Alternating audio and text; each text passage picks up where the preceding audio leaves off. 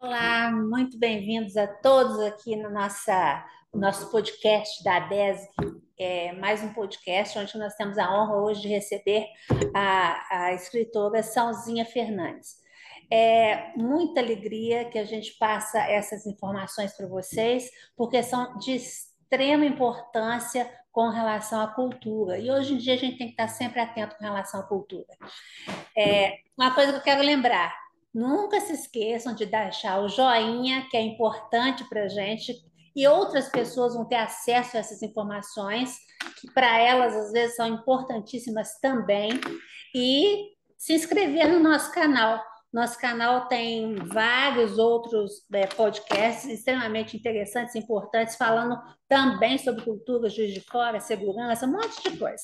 Então, vocês podem fazer esse essa inscrição, colocar lá o joinha e colocar aquela sinalzinho, né? Aquele sininho para poder chamar a atenção de vocês todas as vezes que nós lançarmos um novo podcast. Bom, hoje, como falei, temos aqui a grata presença da Sãozinha Fernandes. Ela é formada em letras na Estácio, pós-graduada em literatura e artes e também pós-graduada em literatura no ensino da língua portuguesa. Trabalha numa escola de idiomas há muitos anos e tem esse contato com a cultura há muito tempo. Então, eu gostaria que a Sonzinha se apresentasse e logo vou fazer uns questionamentos a ela. E se vocês tiverem alguma dúvida e quiserem alguma informação, coloquem abaixo nos comentários que nós vamos passar para ela e eu tenho certeza que ela vai responder com todo carinho, como sempre todos nós fizemos.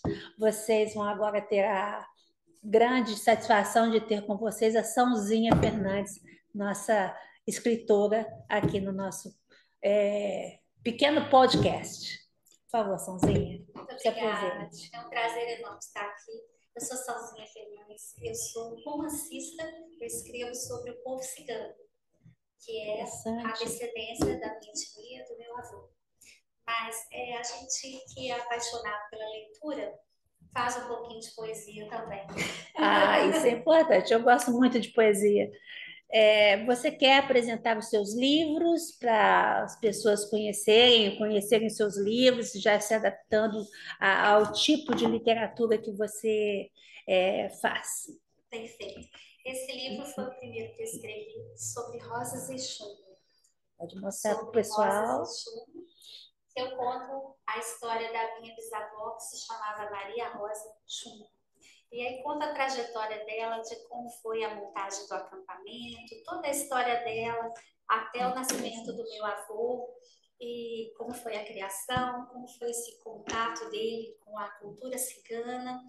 E ele estava em leito de morte, estava triste de ir embora, sem deixar a cultura para os descendentes, por causa de um pacto de silêncio que foi feito na família. E eu disse para ele que, por problemas de saúde, eu não poderia ter filhos, mas eu poderia escrever. E nesse momento ele pede para mim que o meu maior comprometimento, já que seria escrever sobre a cultura, seria sobre quebrar os tabus, para mostrar o lado bonito da etnia cigana. Maravilhoso. E tem mais livros também, né, Sãozinha? Esse aqui é uma história fictícia, mas também fala da cigana. Ela Ela é uma mulher muito à frente do seu tempo e ela vence muitas barreiras e cada vez que ela tinha um desafio, ela sonhava com um campo de girassóis. Até que um belo dia ela se descobriu nos campos de girassóis em Carmona, na Espanha. Que lindo, uma bela leitura. Com certeza, vou mostrar de novo para vocês. É um livro sobre mulheres que enfrentam, né, a vida de frente, batalham, então, como todas nós. Então, é interessante vocês conhecerem esse livro também, da Sãozinha. E no terceiro livro, O Tempo e a Cura, é uma história fictícia também, que fala de uma cidade fictícia que tinha uma água muito especial e o proprietário dessas terras traz um acampamento de ciganos da Polônia para tomar conta dessas terras para que não haja invasão. E um casal de ciganos assiste um crime e eles ficam o tempo todo tentando desvendar o mistério desse crime. E Mostrar dentro pro pessoal. dessa história, eu faço uma homenagem à minha mãe, que teve um problema de pele quando ela nasceu, ela era um bebê, uma doença chamada fogo selvagem. E aqui eu falo sobre essa terrível. doença. É terrível, terrível. Vou mostrar aqui O pro Tempo e povo, a Cura. pessoal, O Tempo e a Cura. Mais um livro da Sãozinha aqui para nós. Bom, Sãozinha, agora eu quero começar uma outra pergunta para você. O que você acha dos livros e a internet hoje em dia? As crianças hoje têm uma facilidade muito grande para fazer pesquisas, coisa que na nossa tempo era difícil, né? Você tinha que ir à biblioteca, pegar vários Horas livros para procurando. fazer, né? Agora é muito fácil. Você fala ali com o Google, eu quero saber uma biografia, ele vem todo o resumo, várias opções. Isso facilita muito, não resta dúvida. Mas, por outro lado, o aluno às vezes tem que fazer uma leitura para levar o trabalho para a escola, ele já não tem mais o trabalho de ler o livro todo, ele vai ler um resumo do livro ali, que está ali. Isso peca um pouco, né? Ele perde um pouco. E por outro lado, a internet agregou muito, mas por outro lado, as crianças também perderam o foco de muitas coisas. Eles estão, às vezes, tá num ambiente de interação e preso na tela. Seria né? aquela falta de paciência, de poder De atenção. ler, entender e viajar dentro do livro, né? Exatamente. Então, assim, a internet veio para ajudar, agregou muito. Muitas atividades escolares são feitas pela internet. A própria faculdade EAD, olha quanto a gente ganhou com isso, né? Sim, A com pessoa certeza. poder estar em casa e fazer uma faculdade, fazer uma pós-graduação, essa coisa do tempo, da distância. Se dedicar Se realmente, né, ao dedicar. estudo. Exatamente. Então, assim, chegou com muitas coisas para agregar, não resta dúvida. Mas eu sou apaixonada pelo palpável. Não vou mentir, eu gosto do cheiro do papel, do livro, de marcar os textos que eu gostaria de reler. Eu acho muito importante essa coisa do contato com o livro. E é claro que na facilidade, você está dentro de um ônibus, você está lendo um texto. Isso ajuda, não resta dúvida. Então, tem os prós e tem os contras, sabe? Assim, de fazer com que o aluno tenha aquele romancismo, assim, de pegar e de questionar, folhear, ver algumas gravuras com mais atenção, livros infantis, por exemplo, com bastante desenhos para ele colorir, para ele interagir com o livro. Então, e esses desenhos de hoje, com desenhos de tempos atrás, qual a diferença que você vê nesses desenhos de hoje? Não está um pouco descaracterizado das coisas dos desenhos de antigamente? Porque os desenhos de antigamente você tinha um gatinho, você tinha, né, um jacarezinho. Hoje você tem alguns desenhos que você não consegue decifrar o que é, né? É verdade. As crianças, os desenhos antigos, eles tinham uma outra harmonia, né? Tinha uma outra harmonia. E a gente não via. Igual, por exemplo, eu adorava o Papaléguas, eu adorava o Pernalonga. A gente não via maldade naquilo, a gente achava só engraçado, era comédia. É o Piu-Piu Frajola, né? Agora, hoje em dia, não é diferente. Então, e isso acho que tira um pouco da criança o incentivo dela gostar de animais, de saber o que é aquilo, ela decifrar. Isso não atrapalha um pouco ela decifrar o que é aquilo? Às vezes eu acho que o desenho ele está usando duas funções ali: quebrar alguns tabus e fazer a criança usar a imaginação. Aquele desenho que às vezes para ele assim parece um ET, uma coisa, mas ele está mostrando talvez um sentimento diferente, de ver um amiguinho de forma diferente, do tipo daquela musiquinha lá atrás do balão mágico. Ele tem bigode de foca e nariz de tamanduá, mas ele é meu amigo. Então, talvez seja essa a mensagem. Interessante. Né? Muito interessante. Agora, deixa eu perguntar uma coisa. Como deve começar esse incentivo à leitura, não só para os adolescentes, para as crianças, mas também para os adultos? Porque, às vezes, o adulto ele fica um pouco assim, arredio com o livro, que vai demorar muito tempo, que vai ficar muito tempo para poder ler. Como que é que pode começar esse incentivo para mostrar para ele que isso é uma coisa muito prazerosa também? Trabalho pedagógico. Por quê? Eu tenho que instigar aquela pessoa, pegar ele por um assunto que ele goste. É a primeira coisa. Eu vou levar essa pessoa no livro de um assunto que ele goste muito, e através daquele livro, às vezes, eu vou despertar nele um debruçar sobre o livro. E aí, o que ele vai fazer? Ele vai descobrir um outro universo ali, paralelo com aquilo que ele gosta, e ele vai pesquisar mais sobre um assunto, e isso vai levar ele a novas literaturas. Muito interessante, realmente muito interessante. Porque, por exemplo, eu gosto mais de livros policiais, livros de ficção. Então, eu comecei a ler, né, nesse tipo de leitura. E depois fui passando para outras leituras também. Gostaria que você falasse um pouquinho para nós o que hoje em dia seria o ideal para uma criança começar a ler. A princípio, os pais, além de presentear o filho com brinquedos, com telas, com coisas, né, todas que interagem na tela, assim, eu diria para começar a presentear com livros. Primeiro com gravuras, depois para ele colorir, ou com historinhas infantis. Está sempre inserindo o presente junto com o livro. Acho que isso é muito importante. Desde criança, já começar esse contato com o livro, sabe? Fazer uma troca com, olha, o que você quer ganhar? Um passeio assim, te dou um livro para você ler, você vai ler, a gente vai interagir sobre a leitura e aí você vai, por exemplo, fazer um lanche comigo em tal lugar onde você quer, sabe? Para fazer a criança começar a se interessar. Porque sempre tem que ter um caminho, um um início, caminho para seguir. Você não acha interessante o pai pegar um livro assim infantil e sentar do lado do filho ali e começar a ler com ele? Vamos ler nós dois juntos aqui, vamos ver aqui como que é essa história. Você não acha que isso também incentiva a criança? Agrega muito. Eu tive isso com meus pais, principalmente meu pai, ele gostava muito de historinhas infantis. Então, isso agrega demais. Primeiro, remete à memória, né? Você está sempre, poxa, meu pai lia essa historinha. Comigo. E uma historinha, por exemplo, que meu pai contava pra gente ria muito, era a roupa nova do rei.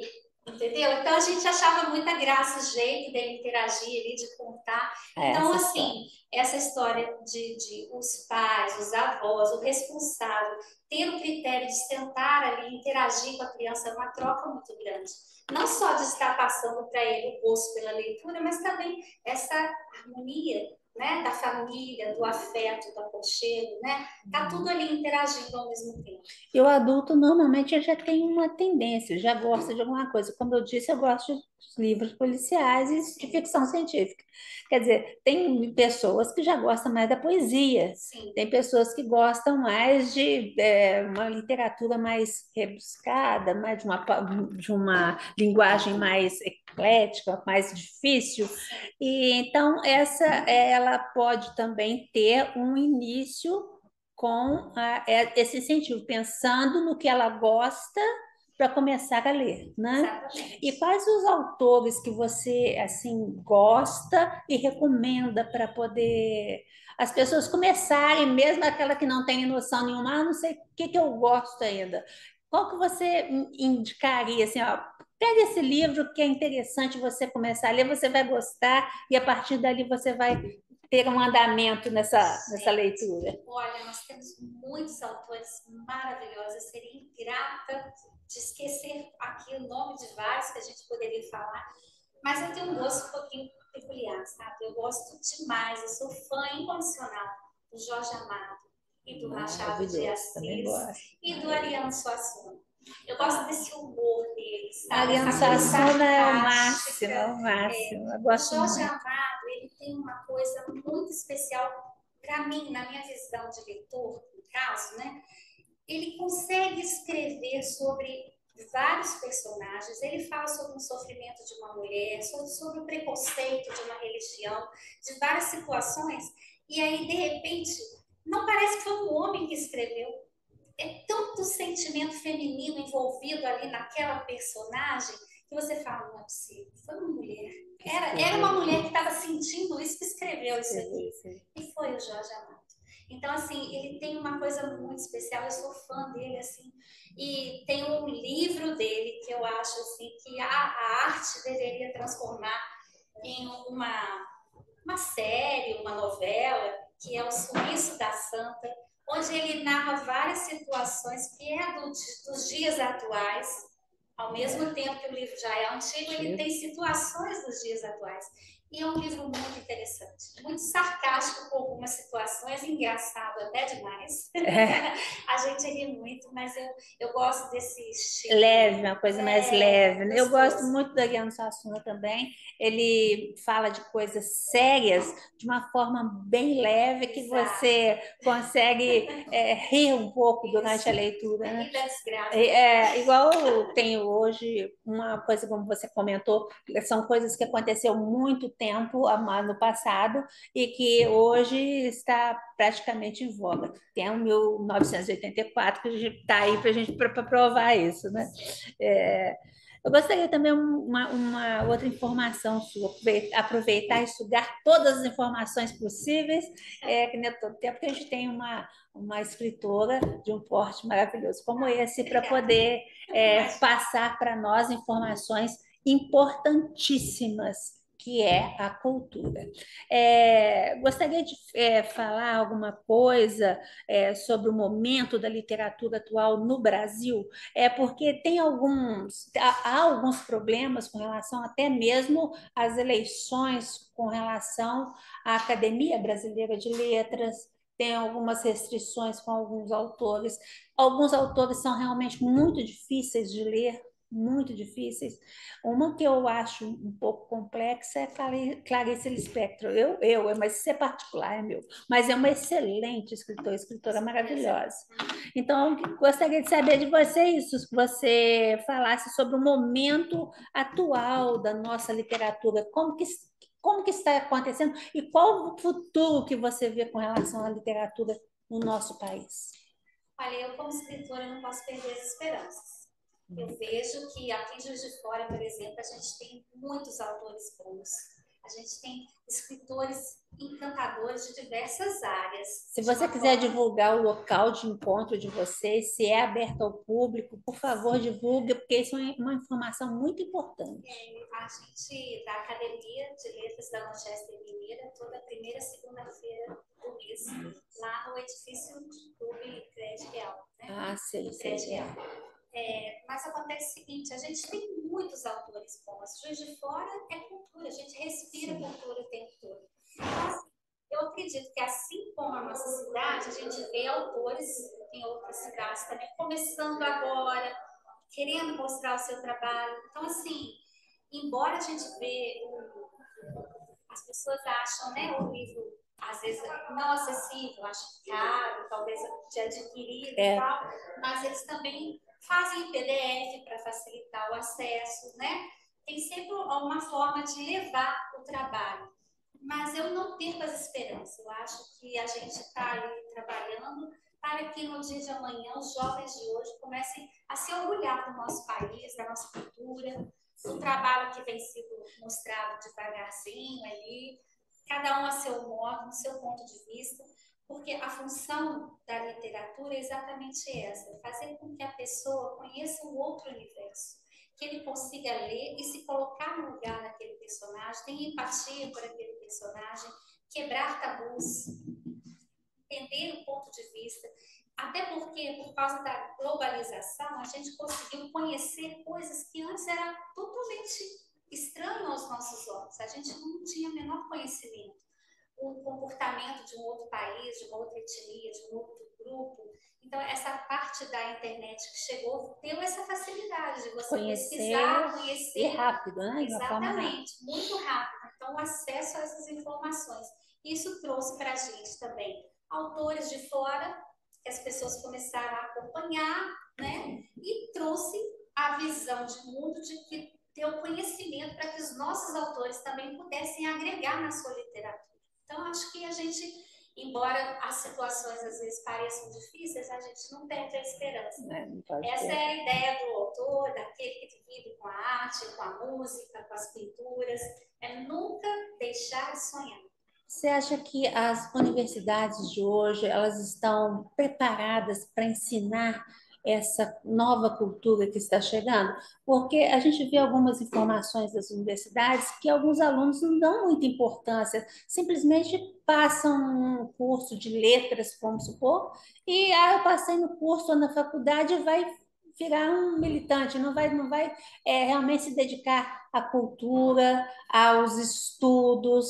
Isso está atrapalhando um pouco colocar essa cultura, né, brasileira para frente, tanto quanto a internacional.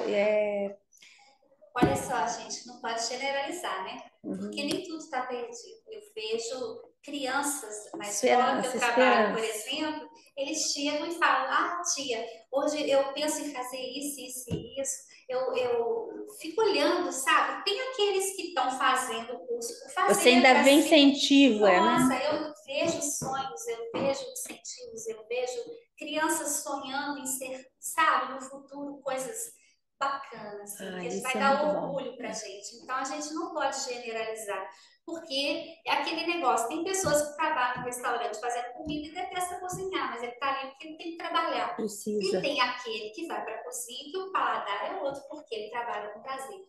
Entendeu?